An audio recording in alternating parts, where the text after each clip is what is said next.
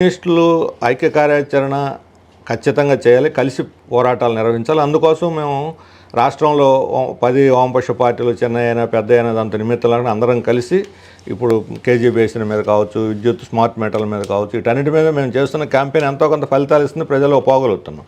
ఆ రకంగా కలిసి పనిచేయటం ద్వారా ప్రజలను ఐక్యం చేయాలి.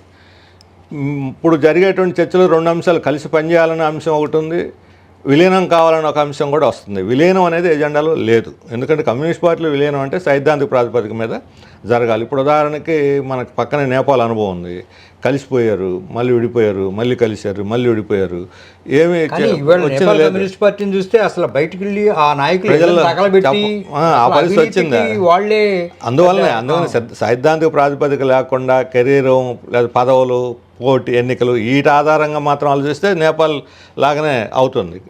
కమ్యూనిస్ట్ పార్టీ చరిత్ర ఏంటంటే కమ్యూనిస్ట్ పార్టీలు కలయిక వలన విడిపోవటం వలన విప్లవాలు రాలేదు, ఆగిపోలేదు. తీసుకున్న నినాదాలు ప్రజల్ని, ఒక చిన్న పార్టీని మీరు చెబుతున్నారు ఇప్పుడు కాక్రోచ్, అసలు పార్టీ కాదు, ఒక వ్యక్తి ఇచ్చిన దాంతో వైల్డ్ ఫైర్ అవుతుంది.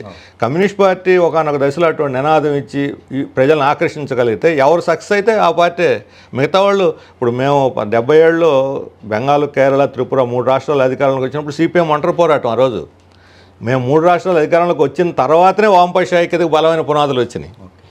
అందువల్ల కలిస్తేనే గెలుస్తాము, విడిపోతాం కదా, ప్రజలను కలపాలి, ప్రజలను కలిపే నినాదం కావాలి. ఆ నినాదం సింగిల్గా తీసుకున్నా సక్సెస్ అవ్వచ్చు, ఒకసారి ఉమ్మడిగా తీసుకుని కూడా సక్సెస్ కావచ్చు.